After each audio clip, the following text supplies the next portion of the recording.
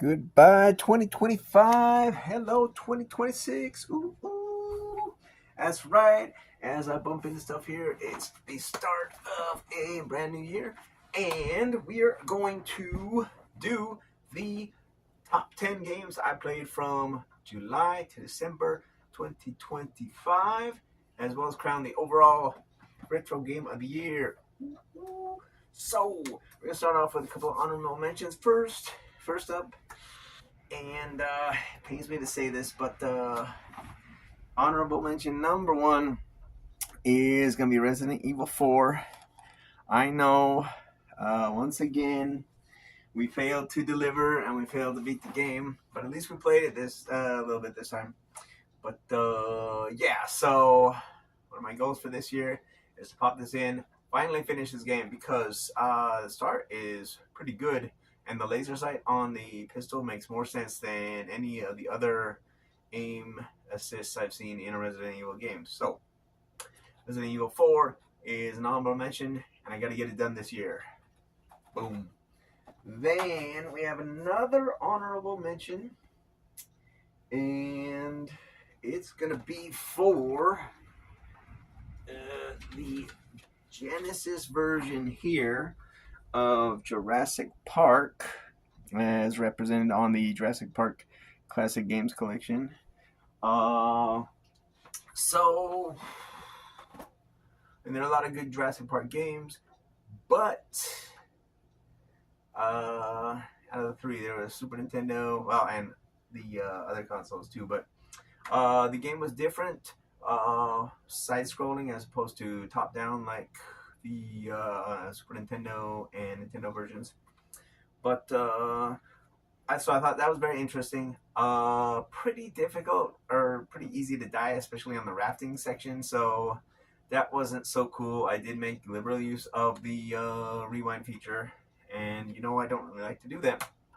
But yeah, still, Jurassic Park for the Sega Genesis, and being able to choose two playthroughs, either as Grant or as the Velociraptor, is freaking awesome. So I really did enjoy that, although it's kind of obtuse the way you finally end up beating the final boss until it's not. But if you know, you know. But yeah, so Jurassic Park for the Sega Genesis gets the other honorable mention. Gets an honorable mention here. And I think we got one more. And the third honorable mention here goes to this game right here. We've got Ken Griffey Jr. presents Major League Baseball for the Super Nintendo. And I know I haven't really talked about this, or don't really talk about sports games in general, but I mean, this was my favorite baseball game growing up, and I thought it was amazing, even if it was a little cartoony with the characters. But yeah, I want to whip this out, play it during baseball season. I had a blast with the All-Star game, and the home run contest is always fun. But yeah, I mean, and until there was a huge break between this all the way up to MLB 14, the show on PS3, and that's why I was so amazed by what a baseball game had become, because it had been a 20-year gap between this game and the MLB, the show games, for me. But yeah, I love this game back in the day. It's still a great play and fun. So Ken Griffey Jr. presents Major League Baseball gets my third and final honorable mention. Well, I guess Resident Evil 4 can't really be an honorable mention since I didn't finish it, but that's neither here nor there. So honorable mention for Ken Griffey there. Boom. Now on to the real show. When we got number 10, and this is gonna surprise some of you, but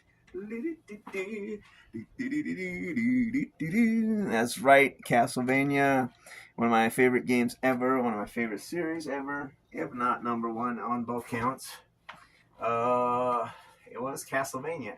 So I popped this in. I had to beat it on Castlevania Day, which was the same day I was driving down to San Diego for some D&D action.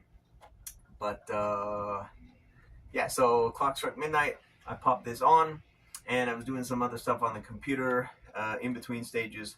So that was fine. I was cruising along as normal.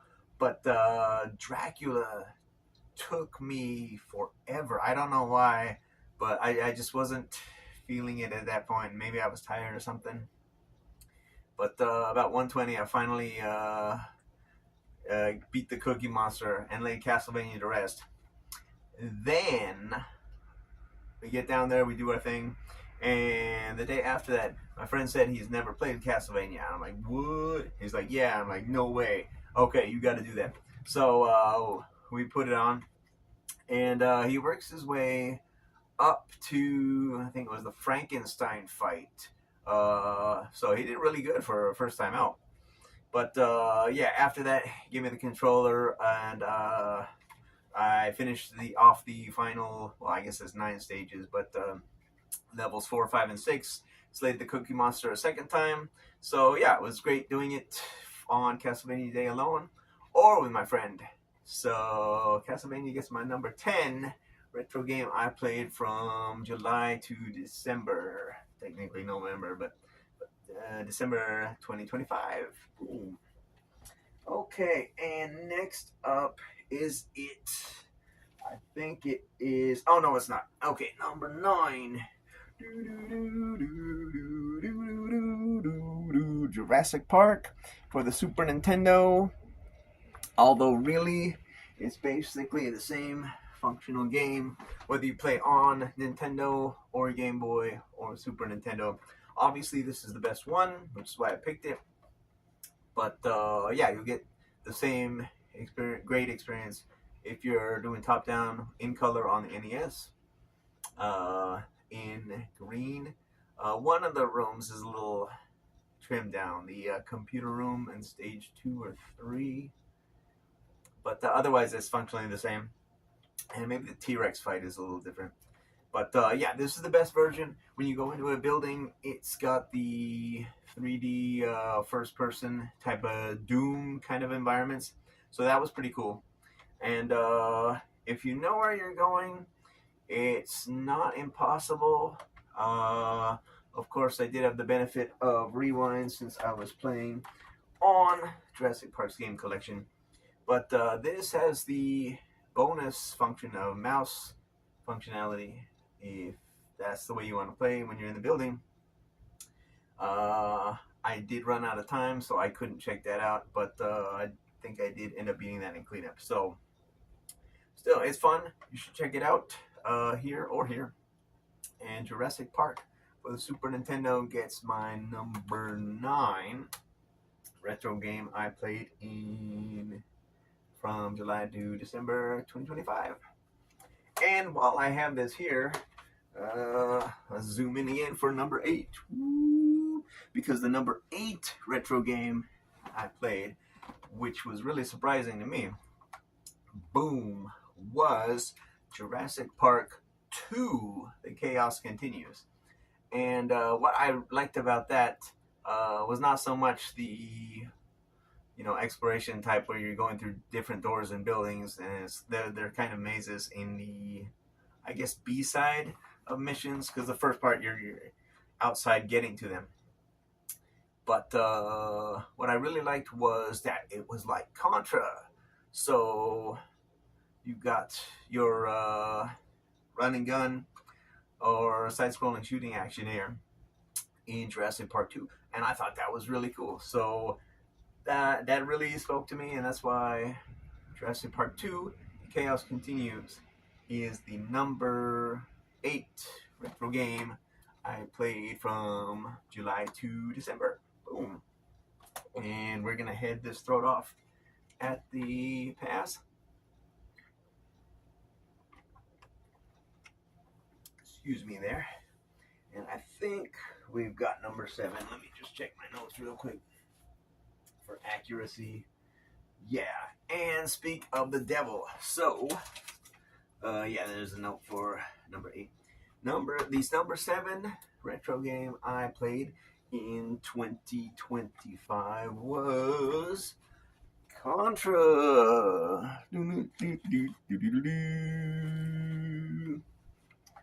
So yeah, my friend, again in San Diego, was always talking about how he and his other friend will beat or play Contra, one credit, no code, until they beat it without having to continue.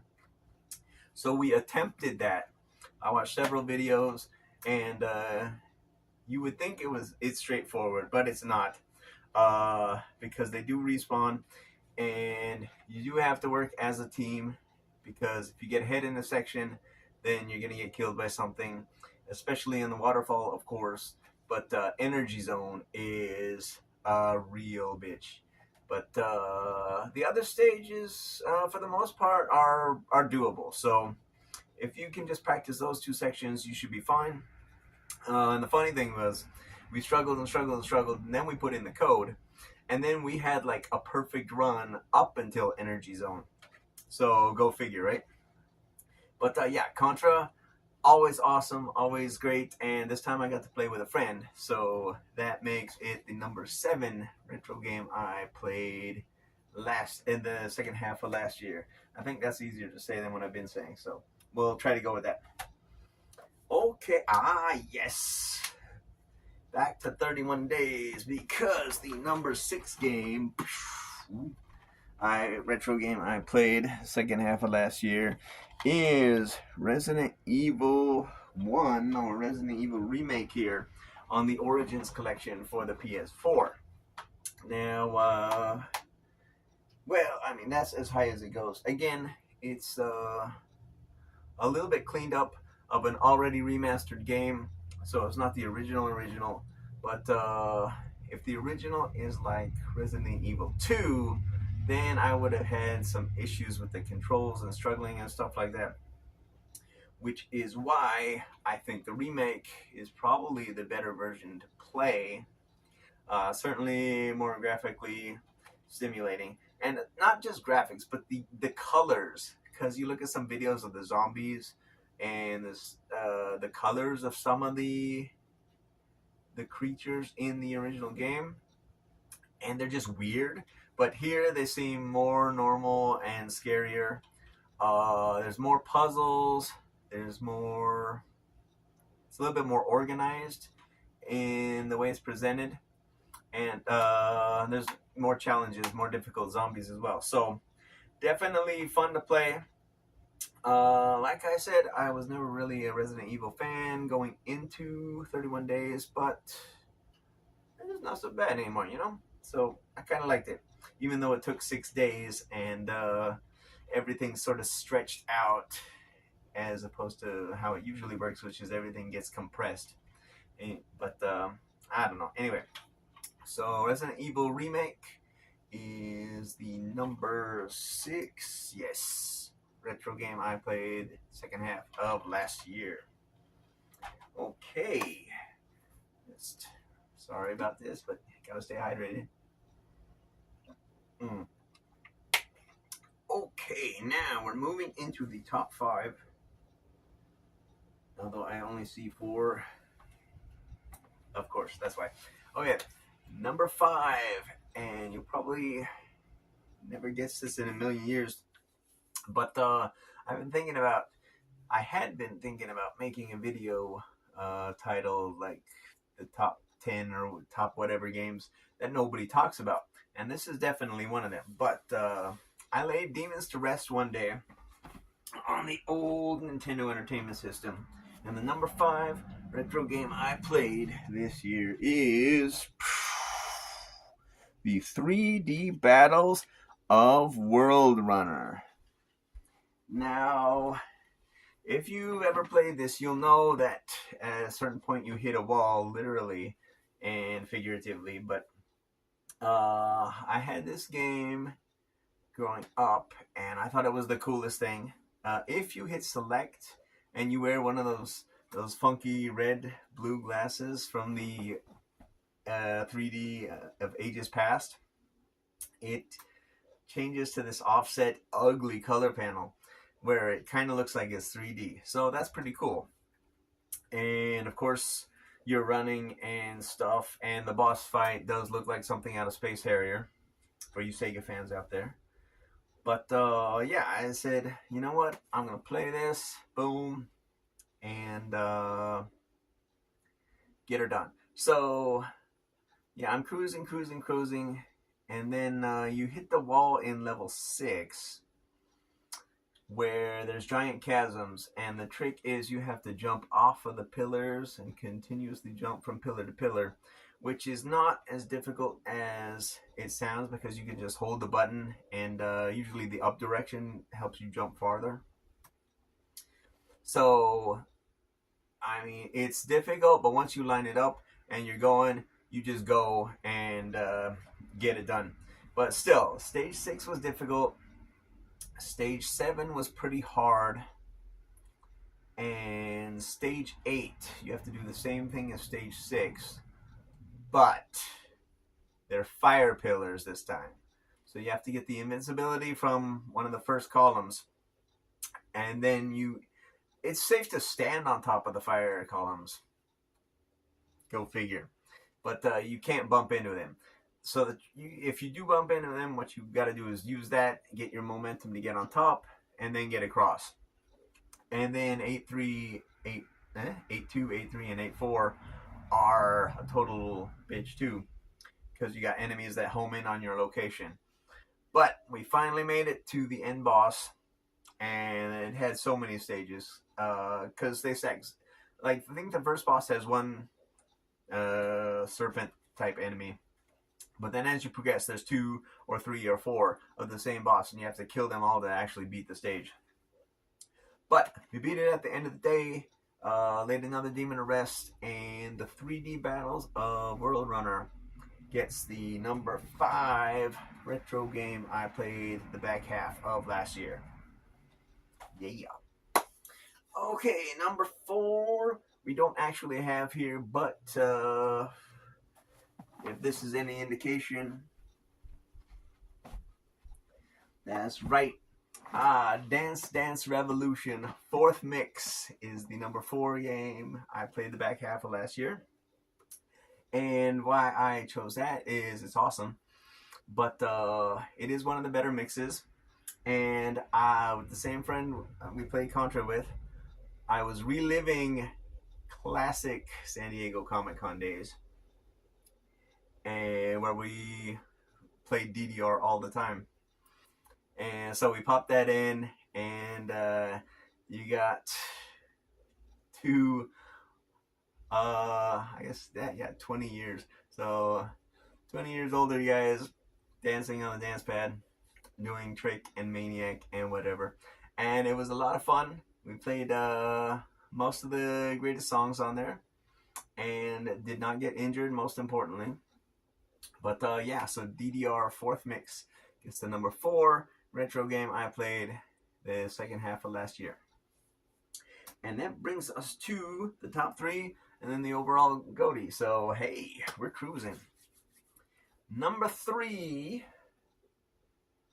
and like I said, these are never in order how I would rank them all time, because this is certainly a better game than the second game on the list, and probably even the first game on the list. But this year, for me, the number 3 retro game I played the second half of last year was a birthday challenge.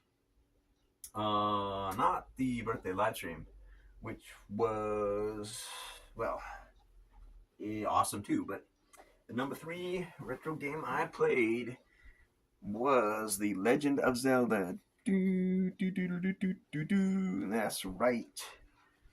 So, why is this number 3? Well, one, I kind of just feel it like it that way. But I did about 6 hours of struggle because I played it bombless for the challenge. And I'm not sure if I had done it before, but I definitely did it this time. So, did a lot of farming level 2. I beat that first. I usually beat that first for some reason. And then I got all the way up to level 5. And I had to farm and didn't make it. Farm, didn't make it. Farm, didn't make it. And then I took a break. Had lunch, whatever. later in the day, I think it was the second round, I actually ended up getting the wand first, which was not any easier than level 5, but at least I didn't run out of bombs trying to kill all the dark nuts. So, yeah, so once you get the wand, you can kill the dark nuts, no problem. I got the extra bombs, got the whistle or recorder. We beat that. Then we went back, cruised through 6 pretty much, cruised through 7, cruised through 8, and then we made it all the way to Ganon's room without the silver arrow and without the sword. So, boom, I beat Bombless. And as a bonus or extra credit, I guess I did end up going back, getting the sword, killing Ganon, and then not saving. So I still have the file where I'm bombless on post level 8. But yeah, that was an interesting challenge. Not sure I would recommend it unless you're a diehard Zelda fan. But Legend of Zelda Bombless gets the number 3 retro game I played second half of last year. And then moving on to number 2. And like I said, there's no way. Well, I mean, I'm sure there's some people that would think that this is a better game than Zelda. I certainly don't. But number 2 retro game I played from July to December was the birthday live stream Castlevania 2 Simon's Quest. And yes, I did play it on the PS4 so we could stream from the hardware. But that was the first time I had ever beaten it within the first 7 days to get the best ending. So that was awesome.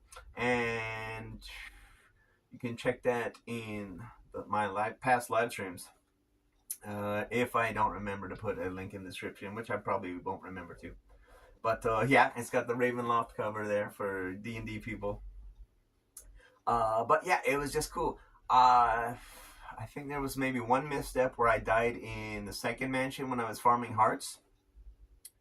But after that, because dying, there's no real penalty except for game over. Your experience and hearts resets to 0. Other than that, there's no penalty. So, I mean, some of the retro games are challenging, but are a lot more forgiving than you might think they are.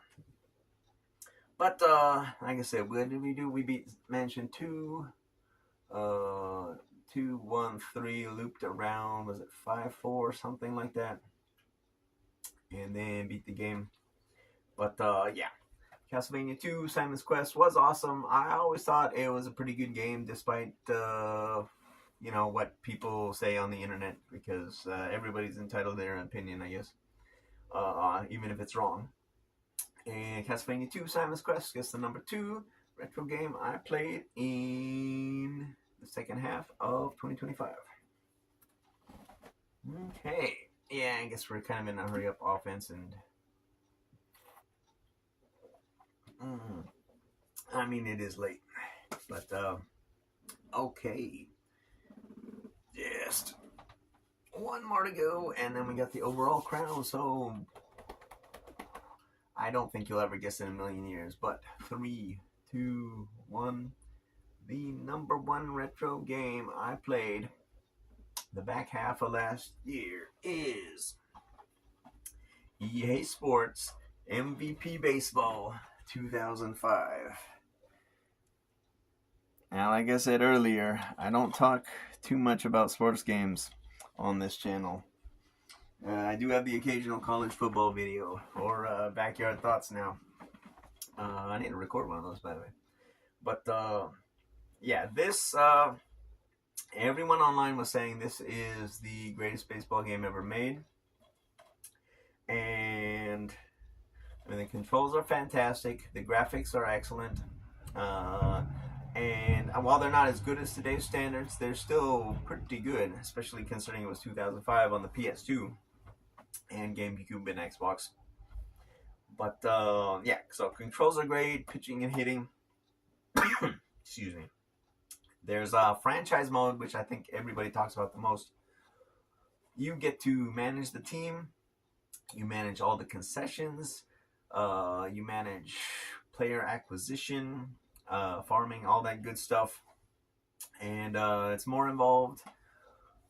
They said because it had built on previous stuff, so they set up the 2004 and 2003 so well that they could just use that engine and go balls to the wall and create the franchise mode and all the other good stuff.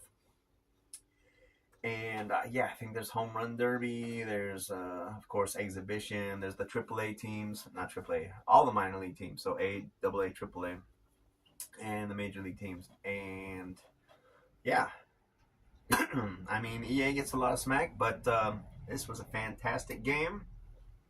And this is the number one game I played from July to December 2025. Yeah. Okay, so while we give that a few seconds in the spotlight,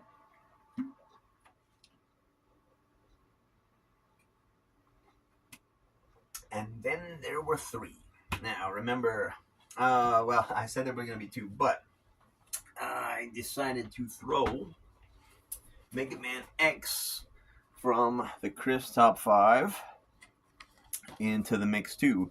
So the contenders are Mega Man X, EA Sports MVP Baseball 2005, and the January to June winner is, of course, F-Zero GX. Yeah. So, I mean, in many years, Mega Man X would get the nod. In any other year, I think maybe MVP Baseball would get the nod, but they still cannot compare to the GOAT, F-Zero GX, the greatest F-Zero game of all time, possibly the greatest racing game of all time, certainly better than any Mario Kart, and yeah. So, well, I love me some Mega Man X. Maybe my top 10 games of all time. While I love this and would like to spend a lot more time with it, maybe it'll be number one in the future. But my 2025 overall retro game of the year goes to F-Zero GX. Boom! So, yeah. I mean, like I said, the game is awesome, and it's on Switch Online if you have the expansion pack and the Switch 2. So definitely check that out. Boom. Yeah, so let me know what the top retro game you played from July to December last year was, what your overall retro game last year was, and then we'll be back soon, one more time, for the game of the year, our top 10 modern games we played in 2025. But thanks as always for watching, and until next time, keep dancing.